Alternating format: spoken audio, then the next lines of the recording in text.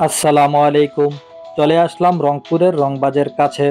রংবাজকে সাথে নিয়ে যাচ্ছি টেইলার্সের দোকানে। এইদিকে রংবাজ বলল, এই মসজিদের মতুয়া যাবে আমাদের সাথে। আমি গাড়ি থেকে নেমে ডাকতে গেলাম মতুয়াকে। রুমের দরজায় নক করার সাথে সাথেই বেরিয়ে আসলো মতুয়া। এখন আমরা চলে যাচ্ছি মার্কেটের দিকে।